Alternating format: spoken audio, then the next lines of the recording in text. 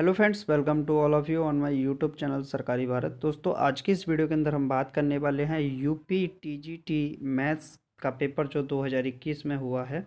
यानी कि उत्तर प्रदेश के अंदर टीजीटी ट्रेंड ग्रेजुएट टीचर की पोस्ट के लिए जो वैकेंसी निकली थी, उस वैकेंसी के अंदर गणित का पेपर हुआ और गणित के क्वेश्चन पेपर को आज हम आपके लिए लेकर आए हैं। दोस्तों, आप सभी को बता दें, अगर आप इस चैनल पर नए हैं, अभी तक आप लोगों ने चैनल को सब्सक्राइब नहीं किया है, तो सबसे पहले आप लोग इस चैनल को सब्सक्राइब कर लीजिएगा। वीडियो को लाइक करके वीडियो को अपने दोस्तों के साथ शेयर करना तो बिल्कुल मत भूलिएगा।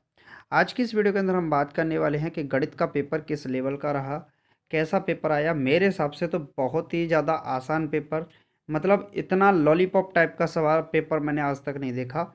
इतना ज़्यादा सरल पेपर यूपी टीजीटी के अंदर पूछा जाता है, बहुत ही ज़्यादा आसान। ठीक है, तो आप लोग अगर यूपी टीजीटी की तैयारी कर रहे हैं, यूपी टीजीटी में सिलेक्शन लेना चाहते हैं, गणित के स्टूडेंट हैं, तो अभी तक आपने चैनल को हमारे को सब्सक्राइब नहीं किया है, तो सबसे पहले आप लोग चैनल को सब्सक्राइब कर लीजिएगा। क्योंकि इस चैनल पर टीजीटी पीजीटी से रिलेटेड सारी क्लास अपडेट, फ्री पीडीएफ सब कुछ प्रोवाइड करवाया जाता है। आप लोगों को अगर ये मैथ का पीडीएफ चाहिए, ये मैथ का पेपर चाहिए, तो आप हमारे व्हाट्सअप नंबर पर संपर्क कर सकते हैं। नंबर लिख देता हूँ मैं, 9870654113। इस नंबर पर आप मैसेज कीजिएगा और लिखिएगा सर यूपी टीजीटी का पेपर चाहिए। तो चलिए फ्रेंड्स, आपका समय नहीं बर्बाद करेंगे, देख लेते हैं क्वेश्चन क्या पूछे गए। पहला प्रश्न सवाल, इतना आसान सवाल डिफरेंशिएशन का पूछा गया है। दूसरा सवाल पूछा गया है 4 cos θ + 3 का न्यूनतम मान क्या है, बताइए। बच्चा बच्चा इस सवाल को कर सकता है। क्लियर है। तीसरा सवाल वेक्टर का है, परितः आघूर्ण ज्ञात करने वाला सवाल, मतलब बहुत ज़्यादा आसान सवाल। चौथा सवाल है, इनफाइनाइट तक एक सीरीज दे रखी है और सीरीज का पूछा है आपसे अनंत पदों का योगफल ज्ञात कीजिए। सम ऑफ द सीरीज आप लोग फाइंड करिए। क्लियर है फ्रेंड्स। तो ये भी सवाल बहुत आसान है एक तरीके से। ये सीरीज भी अगर देखोगे 2 से 1.5, 1.5 से 1, 1 से फिर बहुत नीचे, बहुत अच्छा सवाल इसके अंदर डाला गया है। फिर एक सवाल और है जो कि आपका ग्रेविटी से रिलेटेड क्वेश्चन है, और ये क्वेश्चन तो बहुत मतलब लॉलीपॉप टाइप का सवाल पेपर बोल सकते हैं। परवलय का सवाल है, काटे हुए भाग का क्षेत्रफल ज्ञात कीजिए। हर एक स्टूडेंट इस सवाल को लगा देगा। इसके बाद आपका सर्किल से रिलेटेड एक हाई स्कूल का सवाल इसके अंदर जरूर डाल दिया गया है। फिर vector A plus vector B तथा ए क्रॉस बी के बीच का कोण क्या होगा, डायरेक्टली आपको ये क्वेश्चन याद होना चाहिए, और मुझे लगता है आप सभी लोगों को ये याद भी होगा। इसके बाद समपटल के गुरुत्व केंद्र की ओर से दूरी पूछी गई है, बहुत आसान सवाल पूछा गया है। फॉक गॉफ से रिलेटेड क्वेश्चन आपके पूछे जाते हैं। गॉफ ऑफ एक्स पूछा गया है, जबकि एफ ऑफ एक्स बराबर tan inverse X, G of X बराबर साइन एक्स दे रखा है, तो आपसे बोला गया है कि भैया गॉफ ऑफ एक्स निकालिए। प्रक्षेप्य गति से सवाल हर साल बनता है, मतलब जब भी पेपर आपका यूपी टीजीटी का होता है तो यहाँ पर ये सवाल जरूर बनता है। इसके बाद फिर 10th क्लास का एक क्वेश्चन है, A Q plus B Q plus C Q. ये मतलब फार्मूला बेस्ड क्वेश्चन है, इसमें बाकी आपको कुछ नहीं करना है। डिफरेंशियल इक्वेशन के अंदर आपसे कोटि पूछी गई है, यानी कि आपसे पूछा गया है, ऑर्डर पूछा गया है, किसको ऑर्डर का है ये तो आप लोग लगा ही दोगे, इसमें तो कुछ करना ही नहीं है। इसके बाद 1/sin² x into cos² x वाला क्वेश्चन आपसे ये यहाँ पर डाल दिया गया है। क्लियर है। तो इसमें भी ज़्यादा कुछ इतना ज़्यादा तगड़ा सवाल पूछा नहीं गया है, आसान सवाल ही है। इसके बाद आपका क्या पूछा गया है, एक आदमी ए से बी तक 40 किलोमीटर प्रति घंटे की गति से यात्रा करता है। यदि गति में 50% की वृद्धि करके वापस आता है, तो दोनों यात्राओं का औसत गति पूछिए। मतलब आसान सवाल है, इतना ज़्यादा टफ नहीं है। आपसे जो द्विघात समीकरण के मूल दे रखे हैं x1 x2, तो उसका होल क्यूब पूछा गया है, तो बस आपको ये फॉर्मूला यूज़ करना है और आप आराम से निकाल लेंगे इसको भी। इंटीग्रेशन का अच्छा सवाल दे रखा है, मतलब ये सवाल अच्छा बोला जा सकता है। 19वां सवाल भी सही है। फिर इसके बाद आपका कॉम्प्लेक्स नंबर का सवाल है, जो कि आसान सवाल है। इसके अंदर भी लगभग आपको कुछ नहीं करना है, वास्तविक भाग बताना है, तो 4 sin x, फिर उसको सॉल्व कर लेंगे तो हो जाएगा आपका। ठीक है। ए बी यानी कि मैट्रिक्स में गुणा वाला सवाल है। वृत्त का समीकरण पूछा गया है। गुणन समूह के अवयव का क्रम पूछा गया है, तो आसान सवाल है। ये सवाल सभी लोग याद रखते हैं पहले से ही। एन की वैल्यू 0 पुट कर दीजिए, मतलब ये वाला सवाल 24वां। 25वां सवाल भी आसान है, इसके लिए आपको याद होना चाहिए 2 cos n θ इसका फॉर्मूला होता है।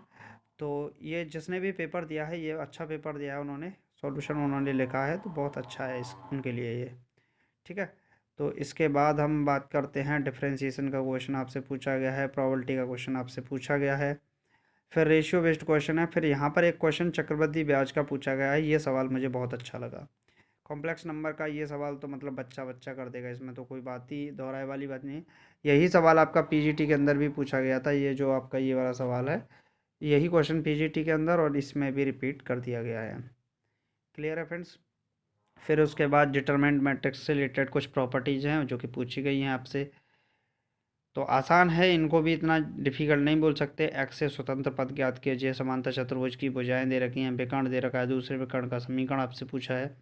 तो ये भी आसान है और आपको समीकरणों के मूलों की संख्या ज्ञात करने के लिए आपसे पूछी गई है। दीर्घवत दे रखा है, अतिप्रबल दे रखा है, नाभियाँ संपाती हों तो बी स्क्वायर का मान ज्ञात कीजिए। तो ये भी अच्छा सवाल है। शंकु का द्विघात समीकरण जो अक्षों से गुजरता है, इस टाइप का क्वेश्चन भी आपसे पूछा गया है। ठीक है भाई, सररेखीय रिलेटेड क्वेश्चन आपसे पूछा गया है, ए का मान ज्ञात कीजिए, सररेखीय है, इस टाइप का क्वेश्चन पूछा गया है। इसके बाद आपसे जो क्वेश्चन पूछा गया है वो आपका 2 tan 1x मतलब इनवर्स ट्रिग्नोमेट्री का आसान सवाल पूछा गया है। फिर इनवर्स ट्रिग्नोमेट्री का एक और सवाल है, कॉस को टेन में कन्वर्ट कर लेंगे, फिर उसको निपटारा देंगे, तो मतलब आसान सवाल बन जाएगा आपका, इतना ज़्यादा डिफिकल्ट सवाल नहीं रहेगा। हाँ, एक दो सवाल आपका कैलकुलेटिव हो सकता है, बाकी तो सभी सवाल आपकी आसान इसमें रखे ही गए हैं। पेपर का लेवल अच्छा रखा गया है, मतलब इतना ज़्यादा लोएस्ट पोजीशन का ही है मेरे हिसाब से तो, क्योंकि नंबर ऑफ पोस्ट आपकी 1000 प्लस थी, तो इस वजह से आपका जो लेवल है पेपर का वो थोड़ा सा कम रखा गया है, जो कि आपके लिए तो ये मान लीजिए रामबाण साबित हुआ। ठीक है नहीं भाई, सब आप लोगों के लिए तो बहुत ज़्यादा आसान पेपर बन गया इससे। नंबर ऑफ पोस्ट का बहुत बड़ा इफेक्ट पड़ा था इस पेपर के अंदर। क्लियर। ये क्वेश्चन हर बच्चे को याद होता है, इस क्वेश्चन में तो कुछ नहीं होता। हर एक स्टूडेंट को ये याद होता है क्वेश्चन नंबर 63 का आंसर। क्लियर है भाई। तो इसके बाद क्यूब रूट ऑफ यूनिटी का भी क्वेश्चन पूछा गया है। गोले का समीकरण व्यास के सर दे रखे हैं, समीकरण पूछा है, तो आप इसे इक्वेशन से भी सॉल्व कर सकते हैं डायरेक्टली, आप आंसर भी मतलब एक तरीके से आप इसको ऑप्शन की सहायता से भी इस क्वेश्चन को कर सकते थे। अनुक्रम में log 1/n कैसा होगा, डाइवर्जेंट होगा, कन्वर्जेंट होगा, इस टाइप के क्वेश्चन आपके पूछे गए हैं। डिफरेंशियल इक्वेशन का सवाल है, लिमिट का तो मतलब लल्लन टॉप सवाल है इसमें, तो आपके लिए सब कुछ है। गुणन समूह, चक्रीय समूह है, इनके जनक क्या हैं ये पूछा गया है। और आपका टी की वैल्यू दे रखी है, स्पर्शी का समीकरण आपसे पूछा है। लिमिट का ये सवाल तो हर बच्चे ने कर दिया, इसमें तो कुछ भी किसी के लिए नहीं रहा, और हर बच्चे ने इसका आंसर दिया। ये मान लीजिए बीच की दूरी का सवाल यहाँ पर पूछ लिया गया है, तो ये भी कोई ज़्यादा डिफिकल्ट सवाल नहीं है।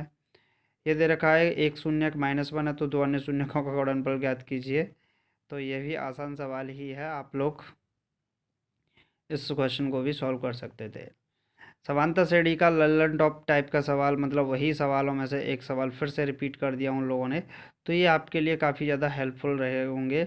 और आपका पेपर मेरे हिसाब से जिन जिन लोगों ने दिया होगा उनमें से बहुत से स्टूडेंट का पेपर इस बार यूपी टीजीटी का क्वालिफाई हो गया होगा। चलिए भाई, तो नेक्स्ट क्वेश्चन देख लेते हैं। आसान सवाल, आसान पेपर, सब कुछ आसान रहा है इसके अंदर। ये क्वेश्चन 88 क्वेश्चन अगर आप देखोगे तो ये क्वेश्चन मतलब बहुत ही ज़्यादा लल्लन टॉप टाइप का सवाल है, पेपर है। परबला दे रखा है, नियता का समीकरण पूछा है, द्वितीय हल होगा तो ए कॉमा बी का मान ज्ञात कीजिए। त्रिभुज से रिलेटेड क्वेश्चन आपसे पूछे गए हैं। तो काफ़ी अच्छा पेपर, मैं मेरे according to my opinion paper आपका बहुत ज़्यादा सरल रहा है, इतना ज़्यादा डिफिकल्ट नहीं रहा है। और जिन जिन स्टूडेंट ने तैयारी अच्छी की होगी उनका पेपर इस बार निकल भी गया होगा।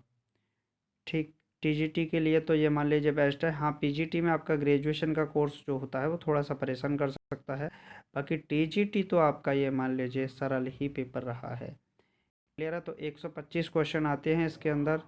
मैं आपको फुल ऑफ फुल 125 क्वेश्चन आपको यहाँ पर कराने वाला हूँ, दिखाने वाला हूँ। सिर्फ हम क्वेश्चन को दिखाएंगे, आपको सॉल्यूशन नहीं देंगे, क्योंकि सॉल्यूशन के लिए आपको हमारा चैनल सब्सक्राइब करना होगा। नेक्स्ट वीडियो के अंदर हम उसको डिस्कस करने वाले हैं। क्लियर है फ्रेंड्स। तो आप लोगों ने अभी तक चैनल को सब्सक्राइब नहीं किया है तो यार वो काम ज़रूर कर लीजिएगा, क्योंकि वो आपके लिए बहुत ज़्यादा हेल्पफुल रहने वाला है। तो 120 क्वेश्चन तक हम पहुंच गए। आपको कौन सा क्वेश्चन टफ लगा, ये बात आप लोग कमेंट बॉक्स में बताइएगा कि कौन कौन से क्वेश्चन आपको डिफ़िकल्ट लगे हैं। तो सर्किल का क्वेश्चन मैंने यहाँ पर दिखा दिया। साइक्लिक क्वाड्रिलेटरल का क्वेश्चन आया है, बताइए। किसी भी साइक्लिक क्वाड्रिलेटरल की चारों भुजाओं का योग 360 डिग्री होता है, आप इसका यूज कर सकते थे।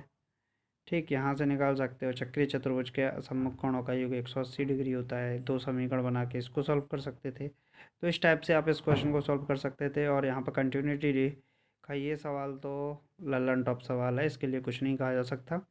ये तो अपने आप में ही मतलब एक इतिहास रचता है सवाल। क्वेश्चन नंबर 123, ठीक है। चलिए, तो समझ में आ गया होगा। और 125 क्वेश्चन कराए मैंने आपको दिखाए, सॉरी।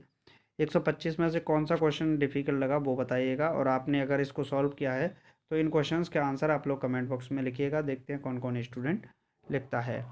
अगर आप लोग टीजीटी की तैयारी कर रहे हैं, यूपी में टीजीटी या पीजीटी की किसी भी पोस्ट के लिए तैयारी कर रहे हैं किसी भी सब्जेक्ट से, तो आप लोगों ने अभी तक चैनल को सब्सक्राइब नहीं किया तो सबसे पहले यार चैनल को सब्सक्राइब कर लीजिएगा, ये आपके लिए काफ़ी ज़्यादा हेल्पफुल रहने वाला है। तो चलिए फ्रेंड्स, मिलते हैं नेक्स्ट वीडियो में। Thank you for watching this video. जय हिंद, जय Bharat, take care, bye bye, love you to all. Comment box में लिखिएगा आपको आज का वीडियो कैसा लगा। Thank you very much.